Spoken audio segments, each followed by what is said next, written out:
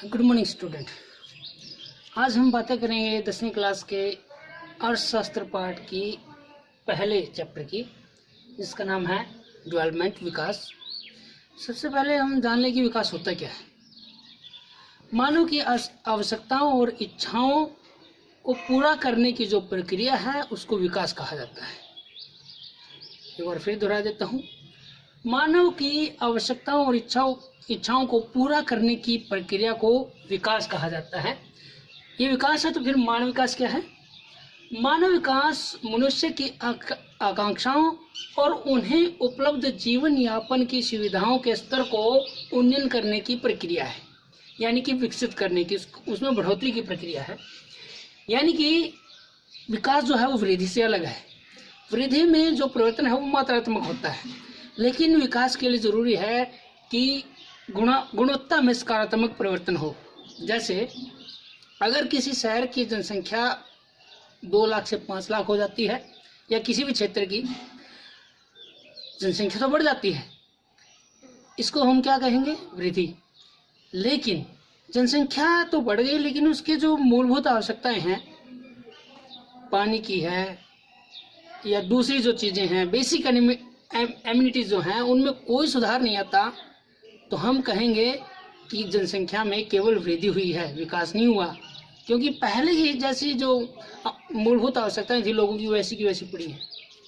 या दूसरी जो चीज़ें हैं, जैसे सड़कों में कोई सुधार नहीं होता, गलियों में कोई सुधार नहीं होता, कोई भी सुधार नहीं हुआ, केवल जनसंख्या बढ़ गई।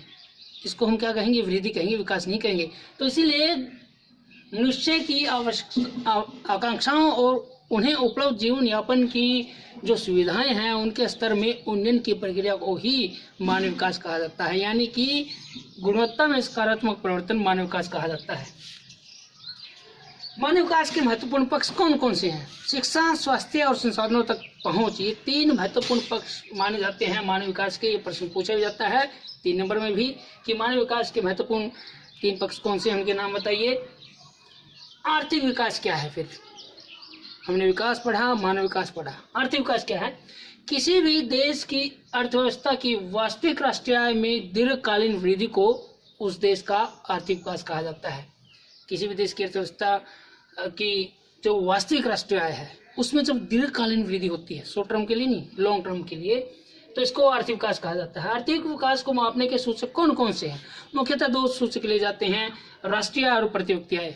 और भी हैं, अन्य सूचक भी हैं, पहले हम इनके बारे में पढ़ेंगे। राष्ट्रीय आय और प्रति व्यक्ति आय क्या है? राष्ट्रीय आय किसी भी देश की सीमा के अंदर उत्पादित होने वाले अंतिम वस्तुओं और सेवाओं के कुल योग को और प्लस में विदेशों से जो प्राप्त आय है उसको इसमें अगर मिला दिया जाए तो इसको कहेंगे उस देश की राष्ट्रीय आय।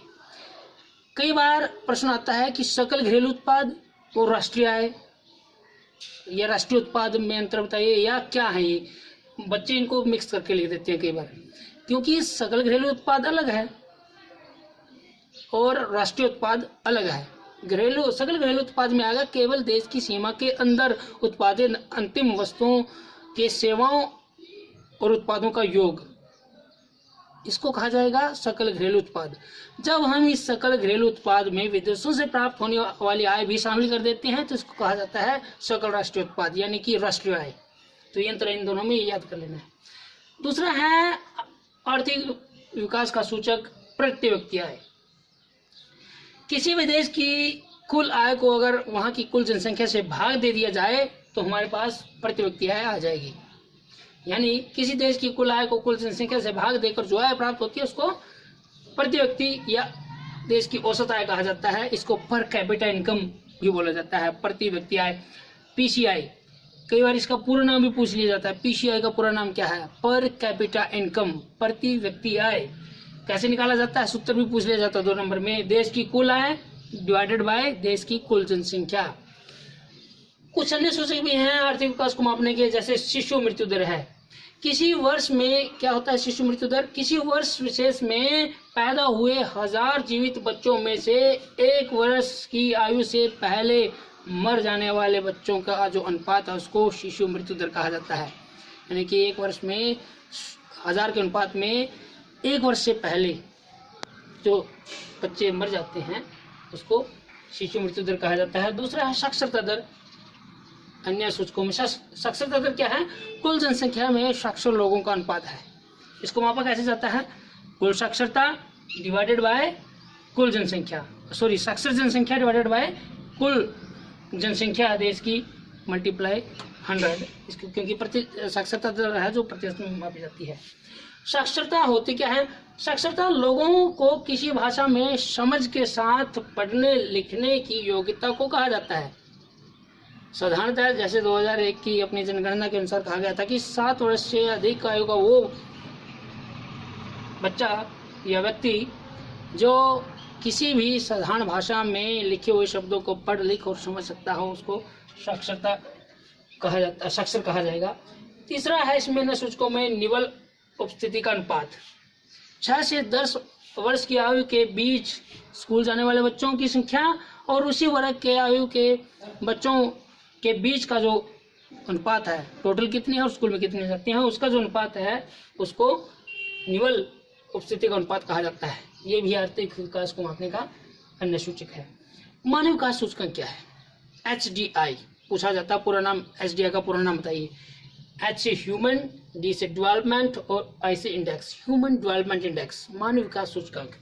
मानव विकास का आकलन करने की विधि को मानव विकास सूचकांक कहा जाता है। इसका प्रयोग UNDP द्वारा, ये भी पूरा नाम पूछ लिया जाता है। UNDP का पूरा नाम क्या है? संयुक्त राष्ट्र संघ, U से यूनाइटेड, N से नेशन, D से डेवलपमेंट और P से प्रोग्राम।